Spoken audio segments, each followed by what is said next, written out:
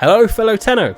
If you have clicked on this video, it means you're looking at how to farm Wisp. Well, look no further, as I'm about to explain the best current method to farm and obtain the components required for you to assemble this Warframe.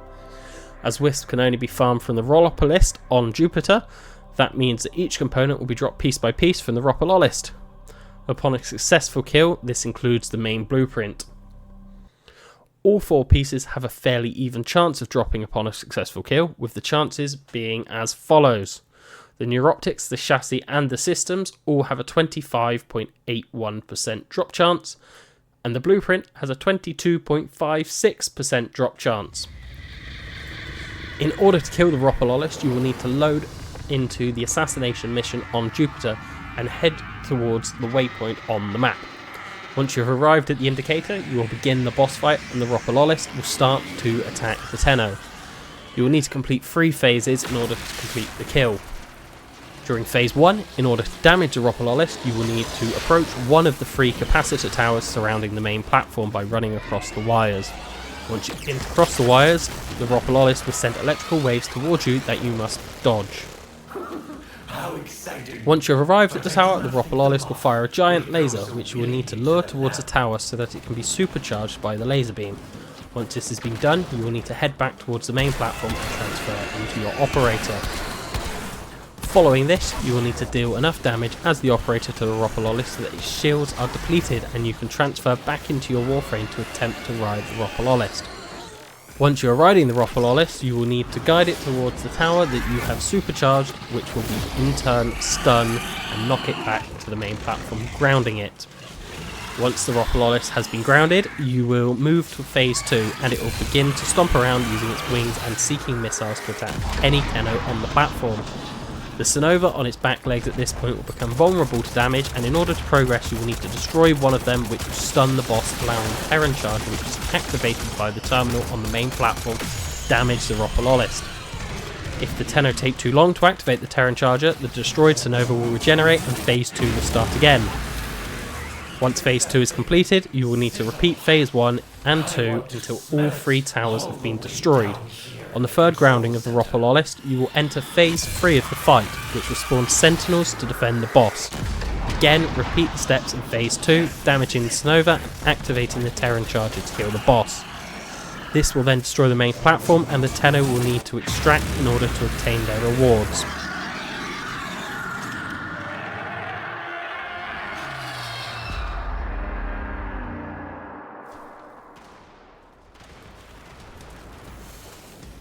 So it is. So you have done. Time and again. Eradicating my people. My history. So it will be with yours, child.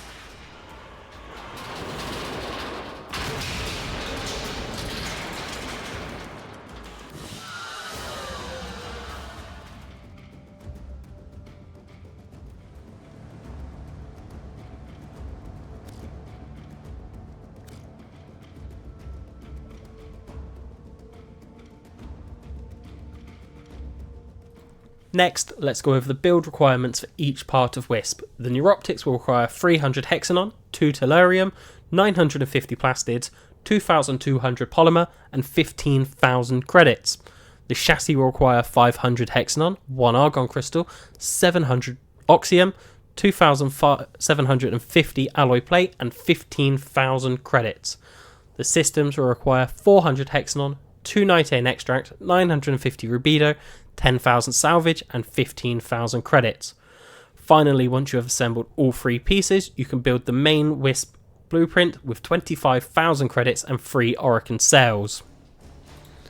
Before we end, let's go over the abilities. Wisp passive allows her to weave between dimensions while she is airborne, gaining a cloak that renders her and her companions completely invisible to enemies until she lands, or fire the weapon. Wisp's cloak will reactivate briefly after the player stops firing, provided they are still airborne. Her invisibility is not affected by melee weapon strikes, allowing Wisp to freely use them without making her visible, and unlike invisible abilities, Wisp does not turn transparent. Instead, she visually glows and emits energy particles that are affected by her chosen energy colour. Wisp's first ability is Reservoir. This ability has 3 modes: Vitality, Haste and Shock. You can choose which one and summon a reservoir of that mote that attach to Wisp and her allies and aid them. The haste mote grants increased movement and attack speed.